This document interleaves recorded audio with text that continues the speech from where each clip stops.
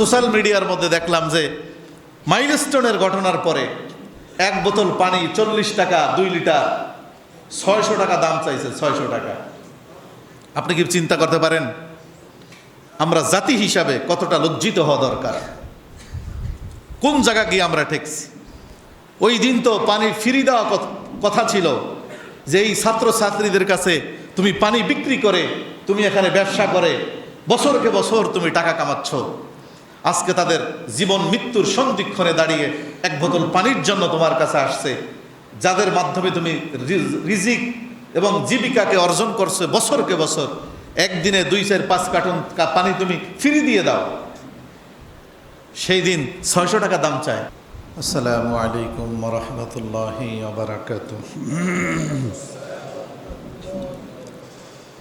ইন্নাল হামদালিল্লাহি নাহমাদুহু ওয়া নাস্তাঈনুহু ওয়া নাস্তাগফিরুহু ওয়া নু'মিনু বিহি ওয়া নাতাওয়াক্কালু আলাইহি ওয়া নাউযু বিল্লাহি মিন শুরুরি আনফুসিনা ওয়া মিন সাইয়্যাতি আ'মালিনা। من يهده الله فلا مضل له ومن يضلله فلا هادي له ونشهد أن لا إله إلا الله وحده لا شريك له ونشهد أن سيدنا وسندنا وحبيبنا وطبيبنا ومولانا محمدا عبده ورسوله.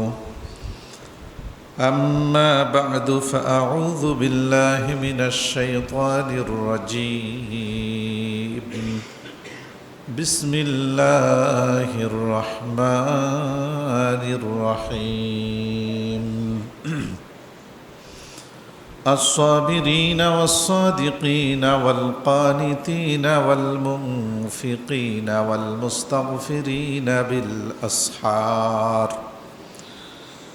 وقال رسول الله صلى الله عليه وسلم: ما من يوم يصبح العباد فيه إلا ملكان ينزلان فيقول أحدهما: اللهم أعطي منفقا خلفا، ويقول الآخر: اللهم أعطي ممسكا تلفا، أو كما قال النبي عليه الصلاة والسلام: سبحانك لا علم لنا إلا ما علمتنا إنك أنت العليم الحكيم.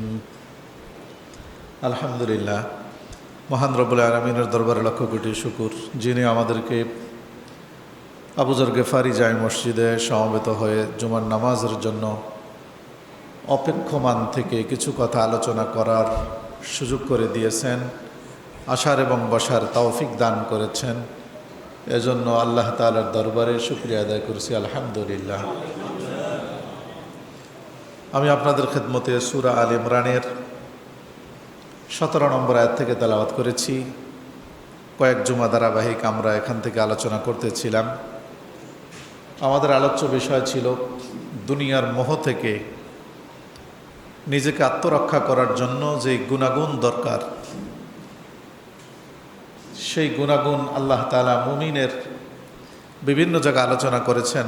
সূরা আল ইমরানের এই আয়াতের মধ্যে 5টা গুণের কথা আল্লাহ বলেছিলেন, যে মুমিন মুত্তাকি যারা নিজেদেরকে দুনিয়ার মোহ থেকে আত্মরক্ষা করে আখিরাতমুখী জীবনযাপন করতে পারবে, তার চিরস্থায়ী জীবনকে সুন্দর করতে পারবে, এরকম মুমিনের সিফাত এবং গুণ হলো 5টা। তার মধ্যে 2টার আলোচনা আমরা ইতিপূর্বে করেছি। আজ 3 এবং 4 আর 5ম নম্বর গুণের উপর সংক্ষিপ্ত আমরা আলোচনা করব। আল্লাহ আমাদের তৌফিক দান করুক। 3 নম্বর যে মুমিনের গুণ, মুত্তাকির গুণ, সেই ব্যাপারে আল্লাহ তাআলা বলেন ওয়াল কানিতিন। মুমিনের 3 নম্বর গুণ হলো আনুগত্য করা। কানিতিন, মুত্তাকি ব্যক্তি যে হবে, আখিরাতমুখী জীবনযাপন যে করবে, তার একটা বিশেষ গুণ হবে সুখে দুঃখে সদা সর্বদা আল্লাহর প্রতি, আল্লাহর রাসূলের প্রতি সে আনুগত্য থাকবে। সুবহানাল্লাহ। সবসময় আল্লাহর প্রতি সে আনুগত্য থাকবে, যে তোমার আনুগত্যের বাহিরে আমি যাব না। এমন না মন মতো হইলে তোমাকে মানলাম, আমার মন মতো হইল না, তোমাকে কি করলাম, মানলাম না, বাদ দিলাম। এটা হলো মুনাফিকদের সিফাত, মুনাফিকদের বৈশিষ্ট্য। কিন্তু মুমিন আল্লাহ তাকে সুখে রাখুক, দুঃখে রাখুক, বিপদ রাখুক, আপদে রাখুক, সে আল্লাহর প্রতি আনুগত্যের মাথাকে ঝুঁকাই থাকবে, মাথা কখনো কি করবে না, উঠাবে না। বরং সুখে সে যতটুকুন আনুগত্য করে, বিপদ আপদ বালা মুসিবত দুঃখ দুর্দশা যখন আসবে, তার আনুগত্যের পরিমাণটা আরো বেড়ে যাবে। সুবহানাল্লাহ। আনুগত্য, এই আনুগত্য মুমিন এক সেকেন্ডের জন্য আল্লাহর প্রতি তার যে আনুগত্যের মানসিকতা, সেটা থেকে সে নিজেকে উঠায় নিতে পারে না। উঠায় নিলে তার ঈমান থাকে না। শুধু তাই না, এই আনুগত্যের উপর প্রতিদিন আপনি এবং আমি আল্লাহর সাথে অঙ্গীকার করছি। কোথায়? আমরা বিতিরের নামাজ পড়ি, পড়েন না আপনারা? বিতিরের নামাজ, বিতির নামাজ, এই নামাজের মধ্যে আমরা একটা কুনুত পড়ি। কুনুত জানেন তো আপনারা? কুনুত, এখানে দেখেন কনিতিন আল্লাহ বলছে, তো কুনুত শব্দ থেকে এটা কনিতিন। কুনুত মানে হলো আনুগত্য, আর এই দয় কুনুত যেটা, এটা হলো আল্লাহর প্রতি আনুগত্যের অঙ্গীকার। আল্লাহর প্রতি আনুগত্যের অঙ্গীকার। স্কুল কলেজ ভার্সিটিতে দেখবেন, প্রথম স্কুলে যাওয়ার পরে লাইন দিয়া দাঁড় করায়। আমরা যখন ছোটকালে স্কুল কলেজে পড়ছি, স্কুলে পড়ছি, আমাদের এটা করছে, লাইন দিয়ে দাঁড় করাইছে। এরপরে একটু পিটি করায়, এরপরে হাত এরকম দিয়া অঙ্গীকার নাই, আমি ওয়াদা করতেছি যে এইটা সেইটা, মানে এই দেশের প্রতি আমি আনুগত্য থাকব, এই দেশ বিরোধী কোনো কর্মকাণ্ডে আমি লিপ্ত হব না, ইত্যাদি ইত্যাদি শপথ বাক্য পাঠ করায়। করায় কি করায় না? করায়। বাংলাদেশের যারা এমপি হয়, মন্ত্রী হয়, মিনিস্টার হয়, প্রাইম মিনিস্টার হয়, রাষ্ট্রপতি হয়, তাদেরকে একটা শপথ বাক্য পাঠ করায়। করায়। ওই এক শপথের উপরে চলে 5 বছর, যে আপনার মেয়াদকাল 5 বছর, আপনি শপথ নেন, কিন্তু এই পুরা 5 বছর এই শপথ মাথায় রেখে চলতে হবে। শপথ ভঙ্গ হয় এমন কোনো কাজ করলে আপনার পথ থাকবে না। বুঝতেছেন আপনারা?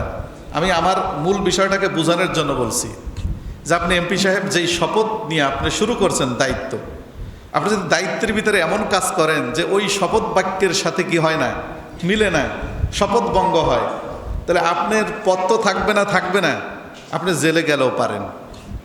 তাহলে এই শপথ, এক শপথে 5 বছর চলে। এই যে দয় কুনুত যেটা আমাদের মুমিনের শপথ বাক্য, সুবহানাল্লাহ বলেন, এটা আল্লাহ 5 বছরে একবার না, মাসে একবার না, সপ্তাহে একবার না, প্রতিদিন আপনার থেকে আমার থেকে আল্লাহ এই শপথ বাক্য নিচ্ছে। আপনি কি জানেন আপনি কি শপথ করছেন? আমি তো জানি না যে এই শপথ বাক্যের ভিতরে আমরা কি বলছি। এই জন্য আমরা ওই নামাজ পড়ি ঠিক গতানুগতিক, বাপদাদা 14 গোষ্ঠী সবাই পড়ছে, আমিও পড়ছি, কিন্তু নামাজ পড়ার শেষ নামাজে যা বলছি আমার জীবনে তার কোনো বাস্তবায়ন নাই। এরকম 60 বছর, 70 বছর, 80 বছর, 90 বছরের নামাজ আমার জীবনে কোনো পরিবর্তন ঘটাচ্ছে না, ঘটাইতে পারতেছে না। কেন? নামাজে আমি কি বলতেছি এটা আমি নিজেই জানতেছি না, তোতা পাখির মতো মুখস্থ করে বলে দিচ্ছি। অথচ দয় কুনুতের ভিতর প্রতিদিন আপনি এবং আমি আল্লাহর কাছ থেকে আনুগত্যের অঙ্গীকার দিচ্ছি, যে আল্লাহ জীবনে যা কিছু আসুক, বিপদ আপদ বালা মুসিবত, সুখ দুঃখ ভালো মন্দ, কোনো অবস্থাতেই তোমাকে ছাড়ব না, তোমার আনুগত্যের প্রতি আমরা অটল এবং অবিচল থাকব। সুবহানাল্লাহ।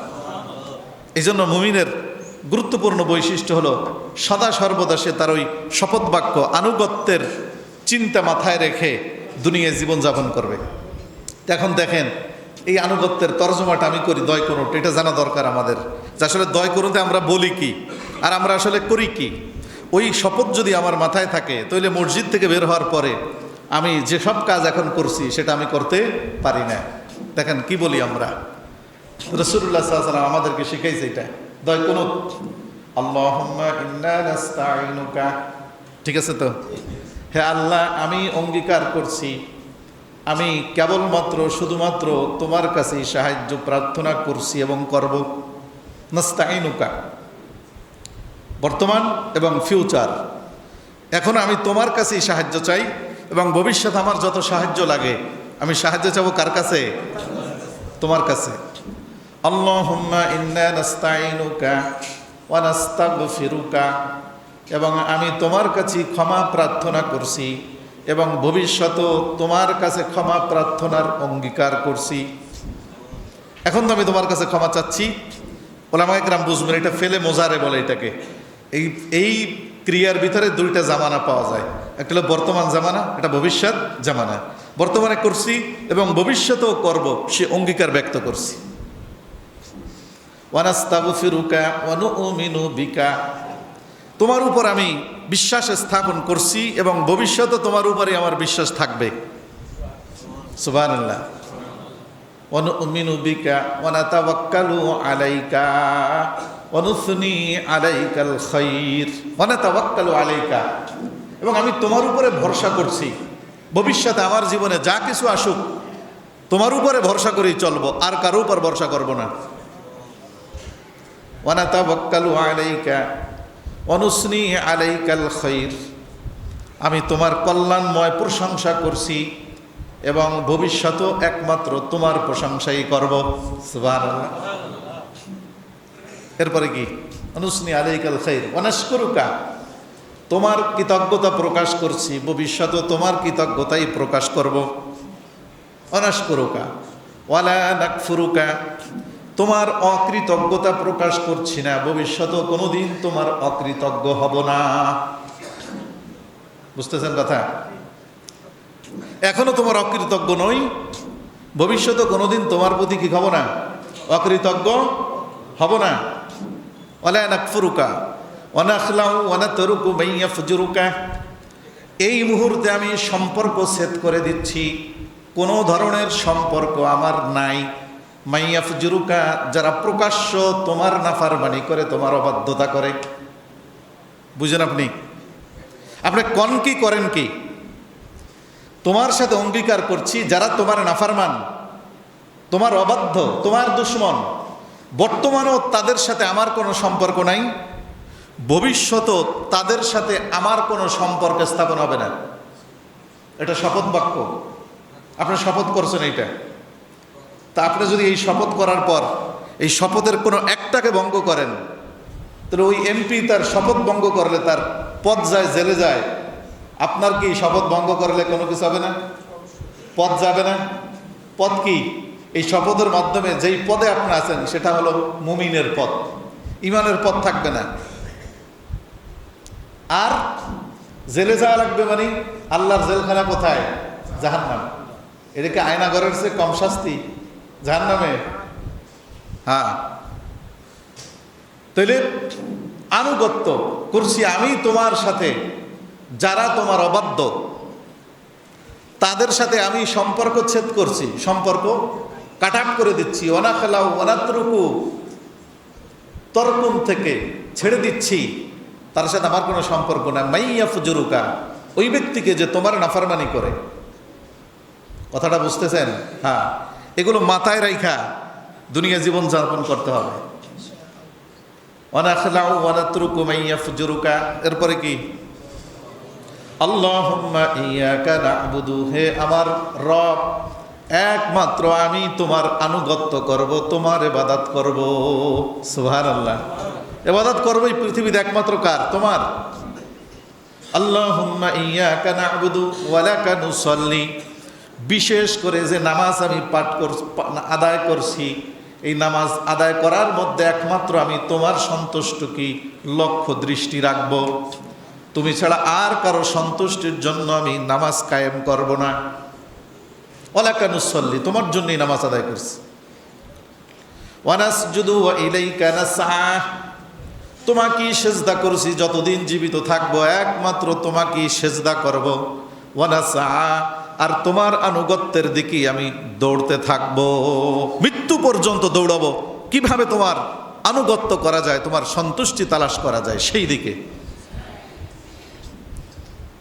ওয়ানাসা ওয়ানাখফিদু ওয়ানারজু রাহমাতাকা ওয়ানাখশা আযাবাকা, আমি তোমার রহমতের আশা করছি, মৃত্যু পর্যন্ত তোমার রহমতের আশায় থাকলাম। ওয়ানারজু রাহমাতাকা ওয়ানাখশা আযাবাকা, তোমার আযাবকে আমি সর্বোচ্চ ভয় করছি, মৃত্যু পর্যন্ত তোমার আযাবকে আমি সর্বোচ্চ ভয় পাব। তোমার আনুগত্যের থেকে আমি অন্য কারো শাস্তির ভয়ে মাথা বের করে নিব না, যত শাস্তি আসুক আমি তোমার আনুগত্যের প্রতি থাকব। পৃথিবীর ইতিহাস ফতোয়া লেখার কারণে বাদশার বিরুদ্ধে, মানে বাদশার মন মতো হয় নাই, ফতোয়া 12 বছর জেল খাটছে এক আলেম, 12 বছর। এরকম অসংখ্য ওলামায়ে কেরাম আমাদের ইতিহাস যদি আপনি দেখেন, জানেন, দেখবেন যে ফতোয়া দেওয়ার কারণে, মাসলা বলার কারণে প্রভাবশালীদের মন মতো হয় নাই, ক্ষমতাধরদের পছন্দ মতো হয় নাই, বর্ষে কোথায়? জেলে। জেলে শুধুমাত্র এই যে 12, 14, 16 বছরের ইতিহাস হুজুরদের জেল খাটানা, এই আর শুধু ব্রিটিশ আমলে না, ইতিহাসের যত উপরের দিকে যাবেন এই নির্মর্ম সত্যের অনুসন্ধান করলে আপনার বাস্তবতা খুঁজে পাবেন। 4 মাযহাবের ইমাম, 4 মাযহাবের ইমাম, ইমাম আবু হানিফা ইন্তেকাল করছে কোথায় জানেন আপনারা? জেলখানায়। আহমদ ইবনে হাম্বল জেলখানায় মারা গেছে। এরকম সকল ইমামের উপর। ইমাম শাফিকে নাগরিকত্ব কি করছে? কাইটা দিচ্ছে, এই দেশে থাকতে পারবে না, আর এক দেশে যাও, কারণ এই দেশে থাকলে তোমরা আমাদের বিরুদ্ধে ফতোয়া দিবা, এই দেশ তোমাদের জন্য না। এই যে এখন কথায় কথায় বলে না যে দেশ ছাড়ো, দেশ ছাড়ো, কারণ তাকে মন মতো না হইলেই দেশ ছাড়তে কয়। এটা নতুন না, এটা সেই বহুত আগের জামানা থেকে চলে আসছে এটা। তো চলো তোমরাও একটা আদর্শ ফলো করো, আমরাও একটা আদর্শ ফলো করি। তাগুতের জন্য যদি তোমরা ঝুঁকি নিতে পারো জীবনের, তাহলে আমরা 1000 বার, আমার নবী যেটা বলছে, উক্তুলা সুম্মা ওহিয়া সুম্মা উক্তুলা সুম্মা ওহিয়া, আমাকে যদি বারবার জীবন দেওয়া হয় আর বারবার যদি আল্লাহর আনুগত্য প্রতিষ্ঠা করার জন্য সেই জীবনকে আবার হত্যা করা হয়, কেড়ে নেওয়া হয়, আমি তাতে সন্তুষ্ট আছি, রাজি আছি।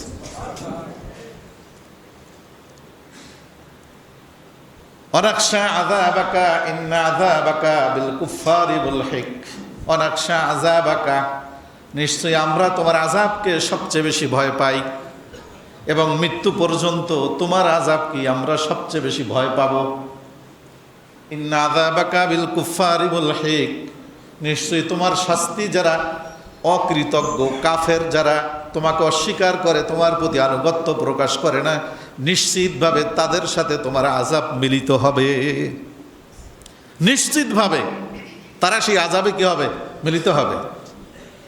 সে আযাবটা কত কঠিন হবে, ভয়াবহ হবে, দুনিয়ার সামান্য নমুনা দেখলে বোঝা যায়। দোস্তাহবাব মাইলস্টোনের যে ঘটনা, একটা বিমান বিধ্বস্ত হলো, ওই সময়কার মানুষের যে দিক বিদিক ছুটাছুটি, সেন্স হারা হয়ে যাওয়া, 18 কোটি মানুষের মধ্যে মাত্র ছোট্ট ঢাকার রাজধানীর একটা স্কুলের উপর সামান্য একটা বিমান ধসে পড়ল, তার যে ভয়াবহ লেলিহান শিখা ট্যাকেল দেওয়ার জন্য বাংলাদেশের চিকিৎসা বিজ্ঞানীরা হিম্মত করছে না, বাহির থেকে ডাক্তার আনো, সিঙ্গাপুর থেকে আনো, জাপান থেকে আনো, ইন্ডিয়া থেকে আনো, পারছে না ট্যাকেল দিতে। বিপদগ্রস্ত হয়েছে মাত্র কয়েকজন, 18 কোটি জনগণ তো তারা সুস্থ সবল, তাদের সেন্স ঠিক আছে। তাহলে এইটা যদি হয়, এরকম অবস্থা, তাহলে আল্লাহ যে ওই সূরার মধ্যে যে বলছে, ইয়া আইয়ুহান নাসুত্তাকু রাব্বাকুম ইন্না যালজালাতাস সাআতি শাইউন আযীম, হে মানব মণ্ডলী তোমরা ভয় করো তোমাদের রবকে, এমন একটা দিন তোমাদের সামনে আছে যেই দিনের ভূমিকম্প পৃথিবীর সবচেয়ে বড় ভূমিকম্প। সেই দিনের ভয়াবহ দৃশ্য প্রত্যেকটা মানুষকে মাতাল বানিয়ে দিবে, মানুষের হুঁশ থাকবে না। সেই দৃশ্য দেখার পরে মানুষের হিতাহিত জ্ঞান থাকবে না। যেই মা তার বাচ্চাকে দুধ পান করাচ্ছে, নিজের অজান্তে হাত থেকে সেই বাচ্চা ছুটে পড়বে, মা সেই বাচ্চার দিকে নজর করার ফুরসত পাবে না। এখানে তো মা বাঁচাইতে গেছে বাচ্চাকে, কারণ সে সুস্থ ছিল, আর একটা তার বাচ্চাকে বাঁচানোর মতো তার মানসিকতা ছিল। ওই দৃশ্য যখন শুরু হবে তখন বাচ্চাকে যে রক্ষা করতে হবে সেই সেন্সটুকু মায়ের থাকবে না। তাহলে ওই সময়কার পরিস্থিতি, ওই সময়কার আযাব, এটা কি ছোট হবে নাকি অকল্পনীয় ভয়াবহ হবে? অকল্পনীয় ভয়াবহ। আল্লাহ বলেন যে এই কথাগুলো মুমিন মুত্তাকি সবসময় মাথায় রাখে। এগুলো যদি মাথায় থাকে তখন সেই ব্যক্তি আর দুনিয়ার মোহে সম্পদ কামানোর প্রতিযোগিতায় হারাম হালালকে ভুলে গিয়ে যা মন চায় তা করতে পারে না।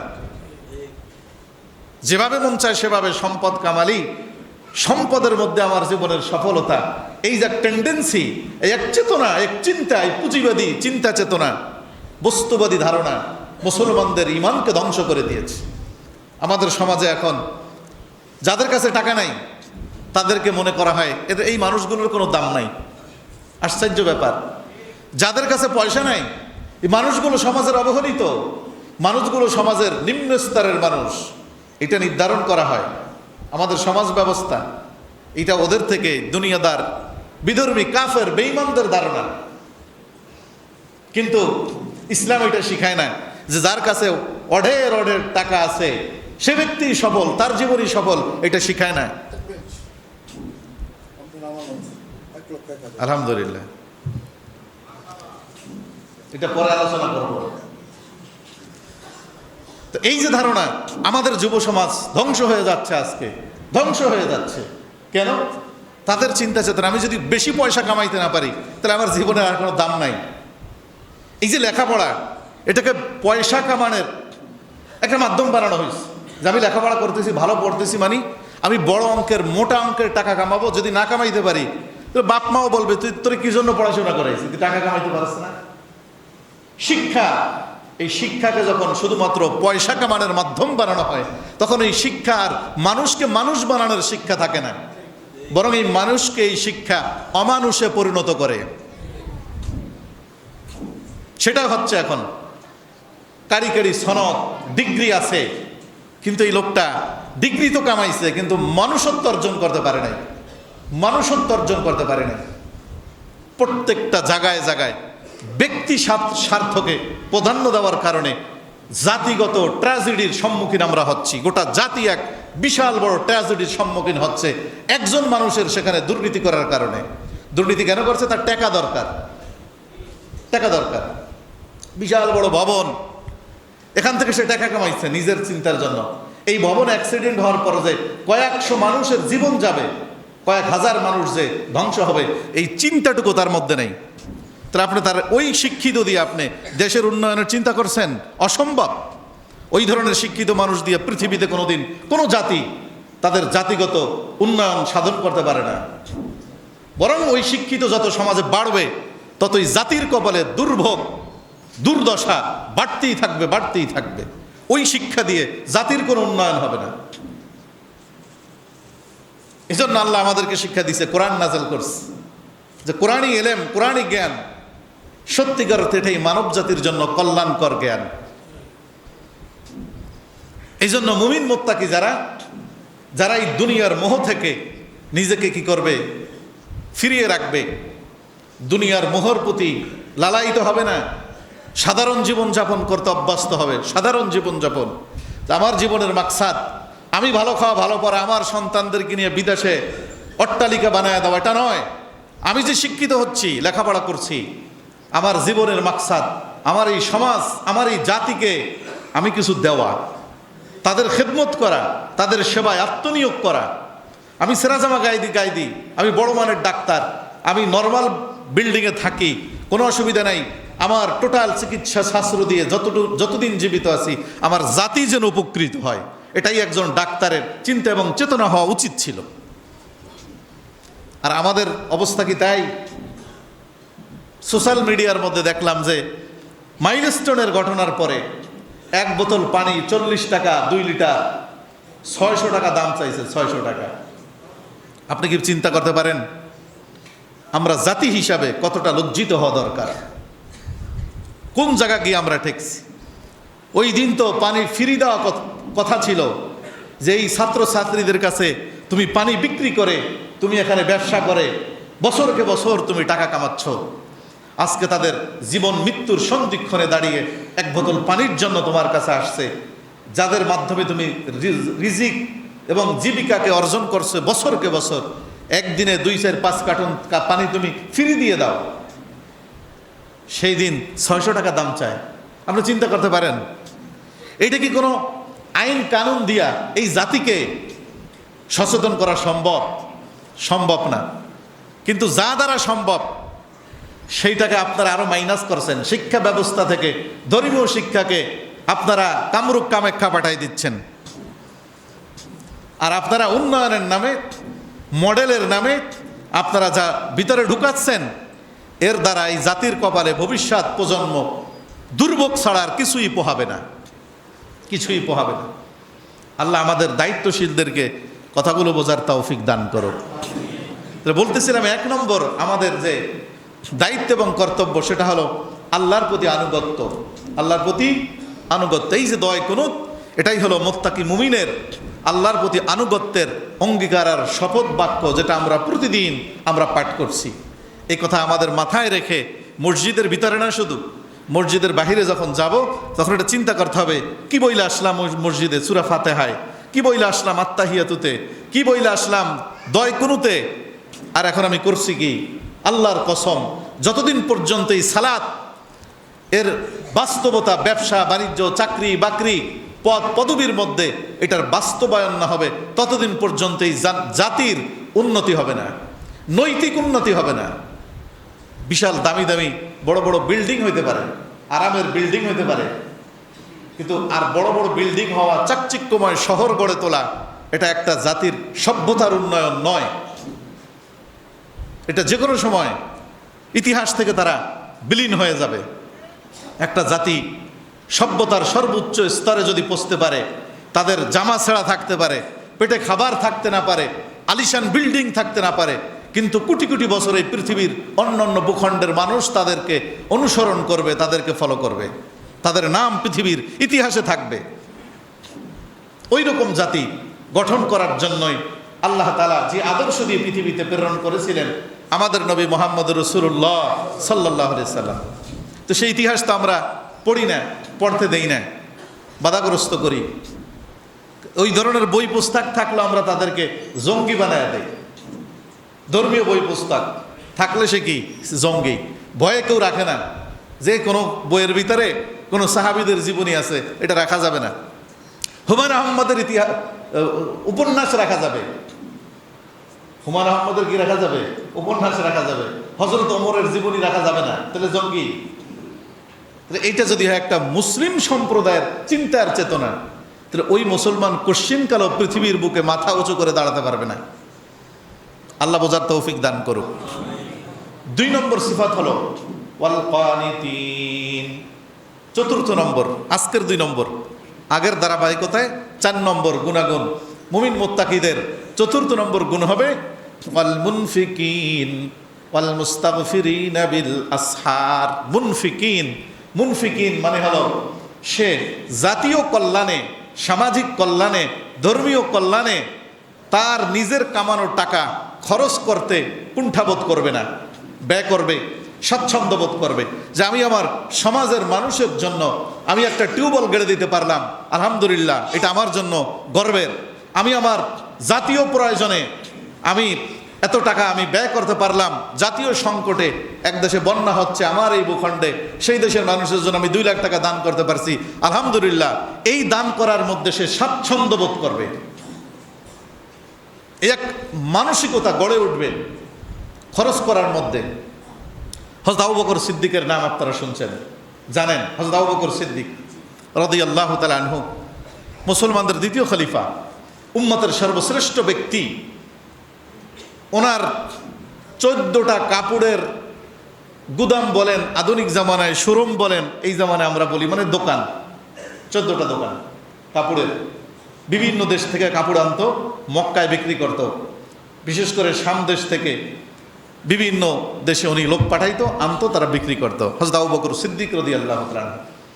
বর্তমান মক্কার যে একটা নামি দামি 5 স্টার হোটেল আছে হিলটন, এখন এটার নাম চেঞ্জ করে দিয়েছে মনে হয়, আপনারা চিনেন, একেবারে চত্বরের সাথে লাগানো হিলটন। অনেক বিলাসী একটা হোটেল, ফুন্দুক বলে আরবিতে আর কি। আমি শোনা শুনছি আর কি, যে এই যে হোটেলটা, মানে আপনার কি এটা এই হিলটন, এই যে জায়গাটা, এই জায়গার মধ্যে ওই সময়, কারণ পৃথিবীর সব দেশের ইতিহাসই তো কি আছে, সংরক্ষিত আছে, মক্কার ইতিহাস সংরক্ষিত আছে একেবারে শুরুর থেকে, একটা কিতাবই আছে আলাদা মক্কা শরীফের ইতিহাস সম্পর্কে আর কি। যখন তো এই জায়গাটাই ছিল সেই দোকান মক্কাবাসীদের মার্কেট। বুখারী শরীফের 1442 নম্বর হাদিস, নবীজি বলেন, قال رسول الله صلى الله عليه وسلم ما من يوم يصبح فيه العباد إلا ملكان ينزلان। প্রতিদিন সকালবেলা দুইজন ফেরেশতা আকাশ থেকে দুনিয়ার জমিনে অবতরণ করে, সুবহানাল্লাহ। প্রতিদিন সকালবেলা দুইজন ফেরেশতা জমিনে আসে। فقال احدهما اللهم آتِ منفقا خلفا। এক ফেরেশতা বলে, আল্লাহ তোমার যেই বান্দারা পৃথিবীতে মানুষের কল্যাণে, দ্বীনের কল্যাণে, সমাজের কল্যাণে সম্পদ ব্যয় করে, তাদের জিন্দেগির মধ্যে, সম্পদের মধ্যে বরকত দান করো। এক ফেরেশতা সন্ধ্যা পর্যন্ত শুধু এই দোয়াই করে, আল্লাহুম্মা আতি মুনফিকান খালাফান। ওয়া ক্বাল আল আখার আল্লাহুম্মা আতি মুমসিকান তালাফান। আর এক ব্যক্তি পাশে বসে বসে আর এক ফেরেশতা বদদোয়া করে, আল্লাহ যেই ব্যক্তি টাকা কামায়, টাকা আছে কিন্তু সমাজের কল্যাণে, জাতির কল্যাণে, মুসলমানের কল্যাণে, মসজিদ মাদ্রাসার কল্যাণে কোনো পয়সা ব্যয় করতে চায় না, তুমি তার সম্পদের বরকত ধ্বংস করে দাও, বরকত ধ্বংস করে দাও। তো বরকত ধ্বংস করলে কি হবে? টাকা তো কামাবে, অনেক টাকা, কিন্তু টাকার যে মাকসাদ সুখ শান্তি, এইটা আল্লাহ তাআলা সুখ শান্তি থেকে তাকে বঞ্চিত করে দিবে। টাকা থাকবে কিন্তু খাবার খাইতে পারে না। টাকা কামাইছিল খাওয়ার জন্য, এখন দুপুরবেলায় একটা শসা খায়, একটা শসা, আর কিছু খাইতে পারে না দুপুরবেলায়। শত শত কোটি টাকার মালিক, শত শত কোটি টাকার মালিক। আমরা কয়েকদিন আগে 2-3 জন আলেম, এই যে রামপুরে আছে না, রামপুরে ফরাজি হসপিটাল আপনারা চেনেন, এর পাশে একজন বড় মাপের ব্যবসায়ী, তো ওনার সাথে একজন আলেমের খুব ভালো সম্পর্ক। তো ওনার সাথে আমরা গেছি কোনো এক কাজে, ওই জায়গায় ওনার ওই অফিসে দুপুরবেলা। তা আমরা নামাজ ওখানে পড়ছি, তা আমাদের জন্য কি খাবেন আপনারা হুজুর, দুপুর হয়ে গেছে, খাওয়া দাওয়া এখানে করেন। তো ওনার কোম্পানির আবার ওনার বউ হইল চেয়ারম্যান। তো ওনার বিবির কাছে যে আমরা বলি যে খাওয়ার তেমন জরুরত নাই, যেটা সাধারণ আমরা বলি, বাসায় গিয়ে আমরা খাওয়া দাওয়া করি চলে যাই। তো উনি আমাদেরকে খাওয়াবেই জোর করে। তো যাও তো কি খাওয়াবে উনিও সিদ্ধান্ত দিতে পারতেছে না, আমরাও বলি না। তো বলে যে ঠিক আছে তাহলে চেয়ারম্যান সাহেবই সিদ্ধান্ত দিক, আমি একটু চেয়ারম্যান সাহেবের কাছে যাই। মানে চেয়ারম্যান সাহেব হইল ওনার কোম্পানির, ওনার স্ত্রী আর কি, রহস্য করে বলতেছে। তো চেয়ারম্যান সাহেবের কাছে গেছে ভিতরের অফিসে যে হুজুরদেরকে কি খাওয়াবো। তো সে কইছে যে কাচ্চি আইনে খাওয়াও। তা আমাদের জন্য কাচ্চি আনছে। তা আমরা তো এখন খাবারের ব্যবস্থা করছে ভিতরে, আমরা খাচ্ছি। তো ওনাকে আমরা বলতেছি কই আপনি খাবেন না আমাদের সাথে? কইছে আমার খাবার হয়েছে এই যে 1 কাপ এই রং চা খাবো, আর আগে একটা শশা খাবো, এইটি আমার দুপুরের খাবার। হুজুর আমি ভাত খাইতে পারবো না, সরি মাফ করে দিলাম, খাওয়া আমার জন্য নিষেধ। টাকা অনেক, কোটি কোটি কোটি কোটি টাকা, কথা কি বুঝতেছেন আপনি? তাহলে টাকা থাকলেই যে আপনি খেতে পারবেন সেটা নয়। রিজিকের উপরে বান্ডিংস এটা দিয়ে দেবে কে? আল্লাহ তাআলা দিয়ে দিবে। অনেক স্বপ্ন দেখছিলেন যে টাকা কামাইতেছিলেন, যে এইটা করবো, এটা করবো, শেষ পর্যন্ত কিছু না, বাকি জিন্দিগি জেলে কাটান লাগতেছে, আছে না নাই এখন? হ্যাঁ।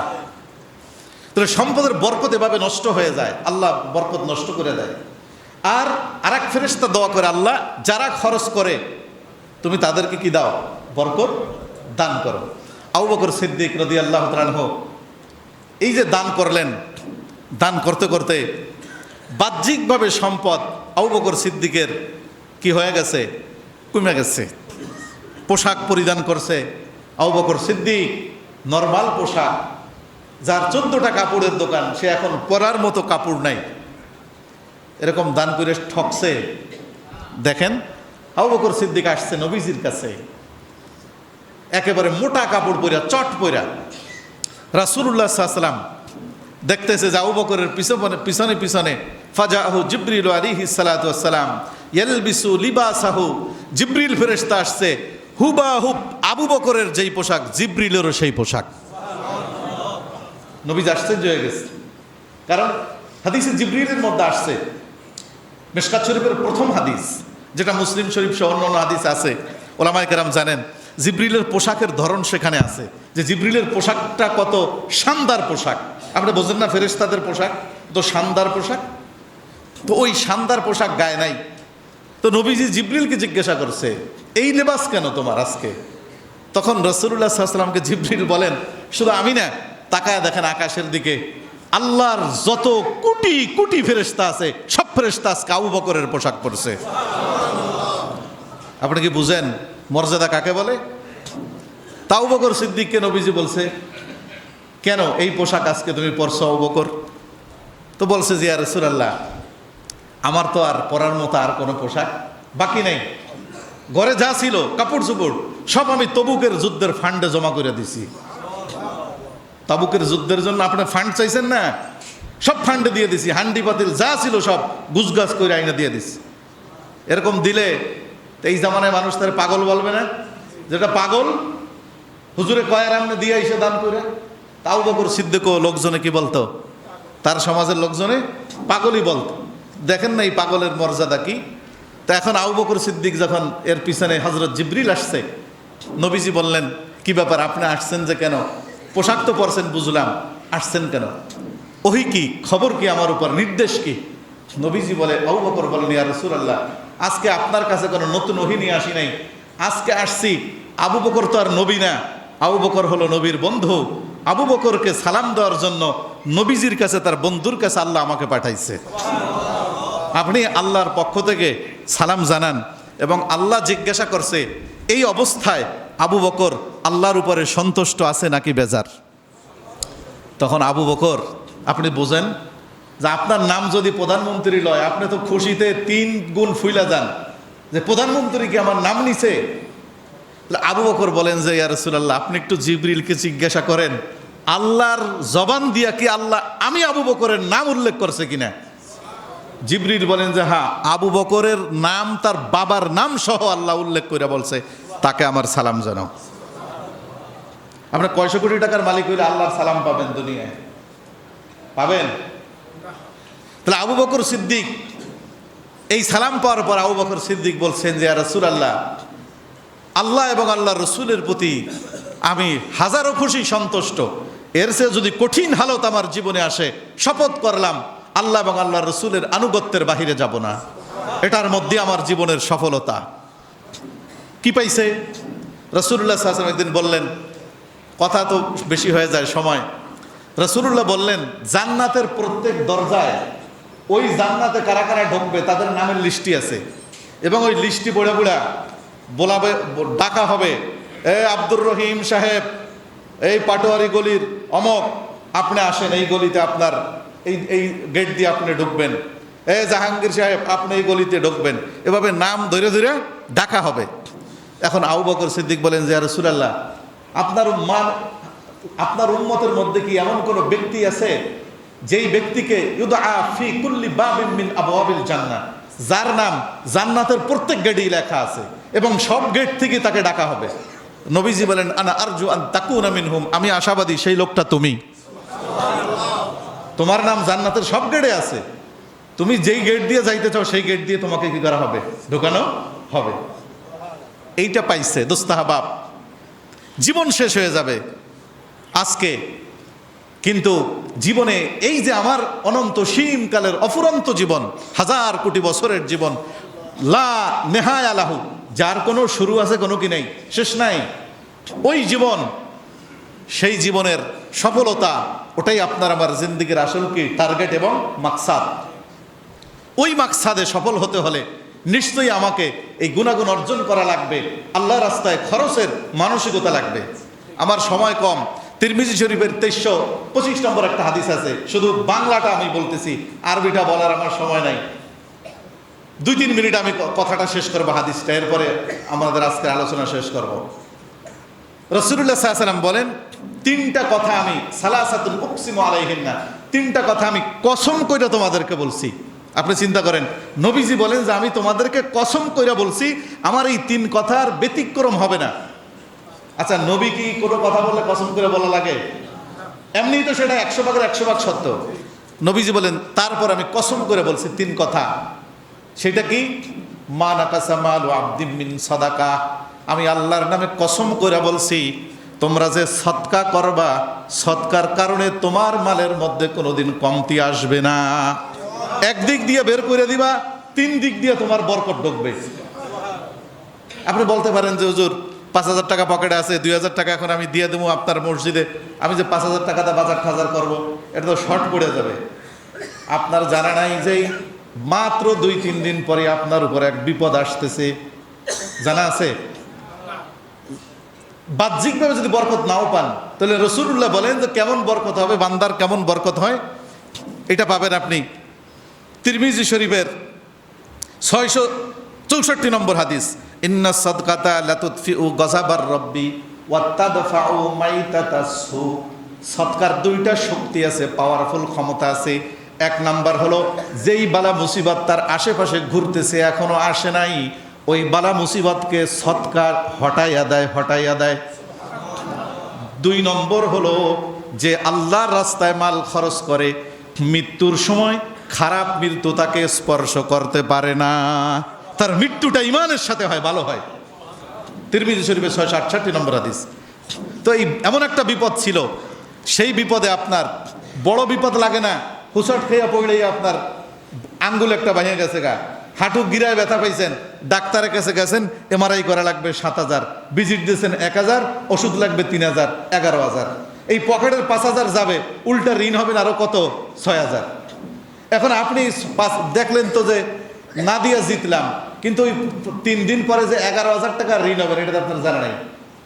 আর 2,000 টাকা আপনি দান করলেন, এই 11,000 থেকে আল্লাহ আপনাকে বাঁচাইয়া দিল বিপদ থেকে, যেটা আসনেওয়ালা ছিল। একটা পেরেশানিতে পড়তেন, পেরেশানি হইল না। হয়তো 5,000 টাকার বাজার 3,000 টাকা দিয়ে সারতে সামান্য একটু কষ্ট হইল, এইটা কিন্তু ওই কষ্টের তুলনায় সহনীয়। আল্লাহ মুমিনকে এইভাবে ঘাটিতে সাহায্য করে। তো নবীজি বলেন মা নাকাসা মালু আবদিন মিন সাদাকা। 1 নম্বর আমি কসম করে বলছি যে মাল কোনোদিন সৎকার দ্বারা কি হবে না, কমবে না, বরং বরকত পাবে। 2 নম্বর হলো ওয়ালা যুলিমা আবদুন মাজলিমাতান ফাসাবারা আলাইহা ইল্লা যাদাহুল্লাহু ইজ্জান। 2 নম্বর হলো যদি তোমার উপরে অন্যায়ভাবে কেউ জুলুম করে, সেই জুলুমকৃত ব্যক্তি মাজলুম, সে যদি ধৈর্য ধরে, নবীজি বলেন আল্লাহর কসম আল্লাহ তার ইজ্জতকে বাড়ায় দিবে, ইজ্জত আল্লাহ বাড়ায় দেবে। যত আলেমদের উপরে জুলুম হয়েছে ইতিহাস, সব আলেমের ইজ্জত আল্লাহ বাড়ায় দিচ্ছে। আর যত ফিরাউন মার্কা শাসকরা জুলুম করেছে, আল্লাহ তাদেরকে দুনিয়ায় লাঞ্ছিত করেছে, বঞ্চিত করেছে, অপদস্থ করেছে, এমনভাবে নিহত হয়েছে লাশের অস্তিত্ব খুঁজে পাওয়া যায় না এই পৃথিবীতে। তারপরও জালিমরা শিক্ষা নেয় না। ওয়ালা যুলিমা আবদুন মাজলিমাতান ফাসাবারা আলাইহা ইল্লা যাদাহুল্লাহু ইজ্জান। সবর করো, ধৈর্য ধরো, জুলুমের পরে আল্লাহ তোমার ইজ্জত বাড়ায় দেবে।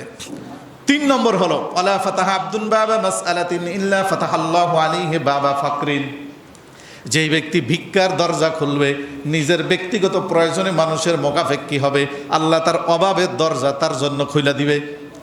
মানুষের কাছে যে মুখাপেক্ষী হবে, মানুষের কাছে ভিক্ষা চাবে, আল্লাহ তার অভাবের দরজা খুলে দিবে। ও কোটি টাকার মালিক হইলেও আর দিলের অভাব যাবে না।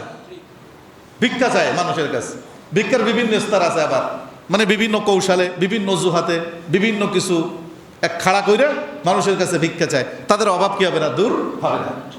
এলো 3টা কথা।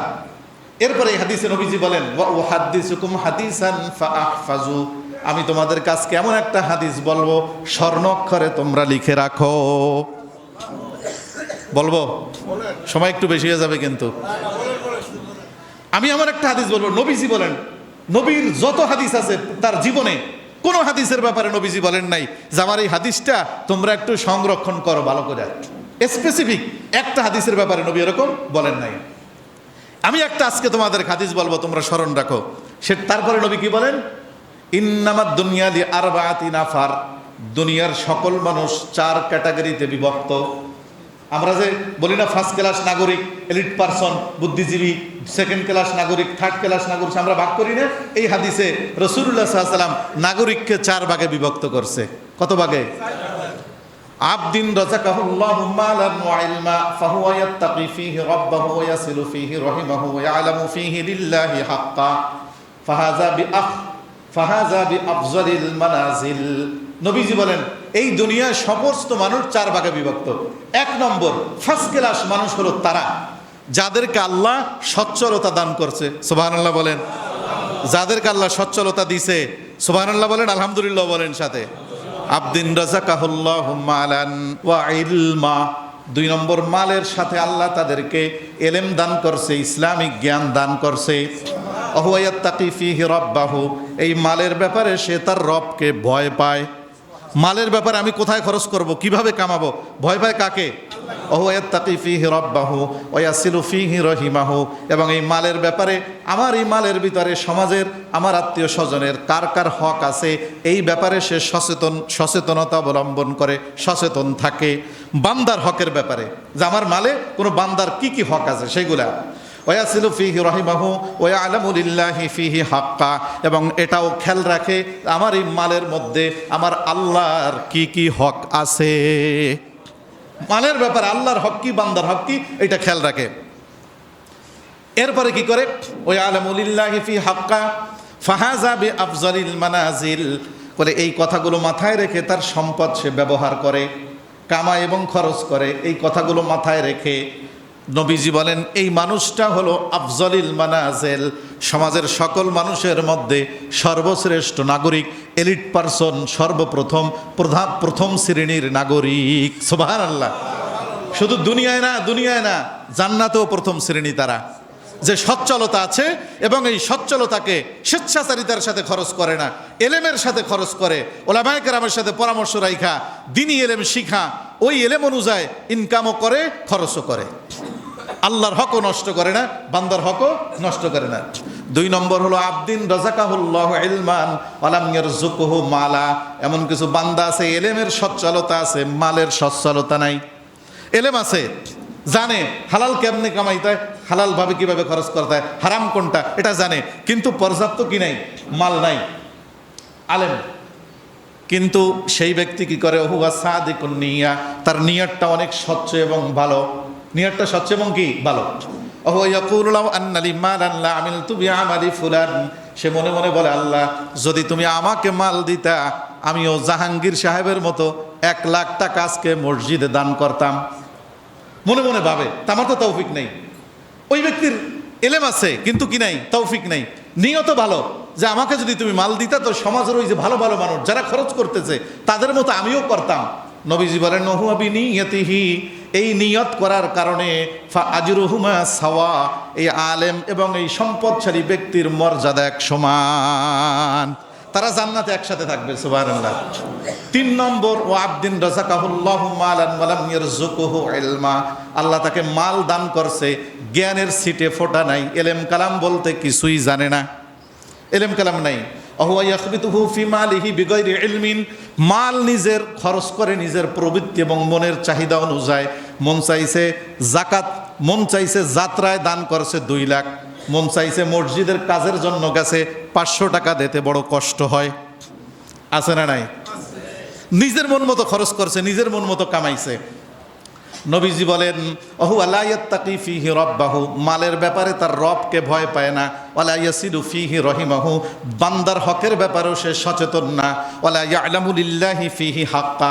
এইটাও জানে না আমাকে যে আল্লাহ মাল দিলেন আমার আল্লাহর কি কি হক আমার মালের মধ্যে আছে, এটাও জানে না। 4 নম্বর আর এক কপাল পোড়া, লাম ইয়ারযুকহুল্লাহু মালান ওয়ালা ইলমা।